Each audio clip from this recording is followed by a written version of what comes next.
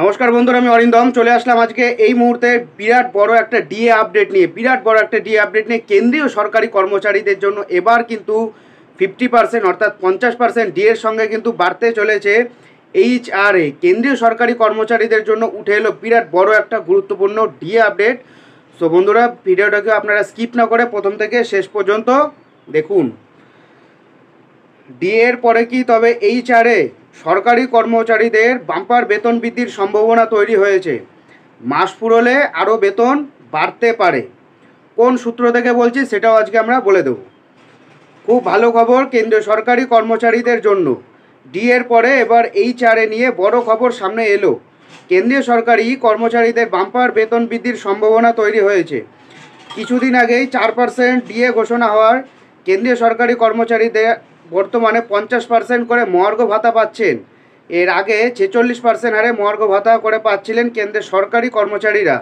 মার্চের প্রথম সপ্তাহে 4% ডিএ বৃদ্ধি করেছে। সেক্ষেত্রে বর্তমানে ডিএর আর 50% করা হয়েছে। বর্ধিত ডিএ দেশভর সমস্ত কেন্দ্রীয় সরকারি কর্মচারীদের জন্য কার্যকর করা হয়েছে। নিয়ম অনুযায়ী মহার্ঘ ভাতা বা ডিএ 50% হলেই এইচআর বা হাউস রেন্ট অ্যালাউন্স পরিবর্তন হয়ে থাকে।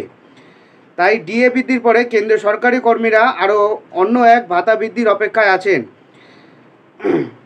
ডিওপিটির পক্ষ থেকে আগে থেকে ভাতার তালিকা বৃদ্ধি যেখানে ডিএ বৃদ্ধির বিষয়ে ইঙ্গিত পাওয়া গেছে, যদিও এইচআরএ বৃদ্ধির ক্ষেত্রে এখনও কোনো নির্দেশ আসেনি। কেন্দ্রীয় সরকারি কর্মচারীদের ডিএ বর্তমানে 50% রয়েছে। এবার এইচআরএ ঠিক কতখানি বৃদ্ধি হতে পারে সেই নিয়েই বিরাট ভাবনা চিন্তা তৈরি হয়ে গেছে।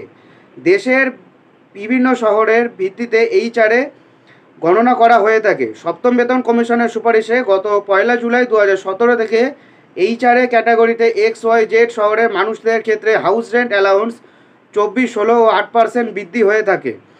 আগে ডিএ 25%-এ পৌঁছালে XYZ ক্যাটাগরির শহরে মূল বেতন হিসেবে ক্রমশ 27, 18 ও 9% বদলাতে থাকে।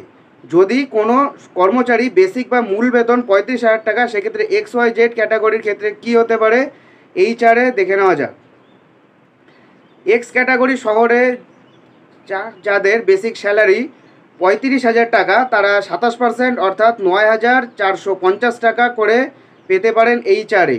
ওয়াই ক্যাটাগরির ক্ষেত্রে যাদের বেসিক স্যালারি 35,000 টাকা, তারা 18% অর্থাৎ 6,300 টাকা করে পেতে পারেন এইচআরএ। জেড ক্যাটাগরির ক্ষেত্রে যাদের বেসিক স্যালারি 35,000 টাকা, তারা 9% অর্থাৎ 3,150 টাকা করে এইচআরএ পেতে পারেন।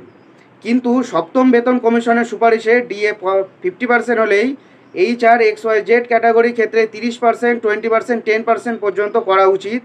এর ফলে এক্স ক্যাটাগরি শহরে যারা বেসিক স্যালারি 35,000 টাকা, তারা বছরে বাড়তি 3,500 টাকা করে বেশি পেয়ে যাবেন। সো বন্ধুরা, এটাই হলো আজকেকার আপডেট। সো এরকম আপডেট পেতে হলে আমাদের চ্যানেল ইউজার অরিন্দমকে সাবস্ক্রাইব করে আমাদের পাশে থাকুন। দেখা হচ্ছে পরের ভিডিওতে। ভালো থাকবেন সবাই। নমস্কার, জয় হিন্দ, বন্দে মাতরম।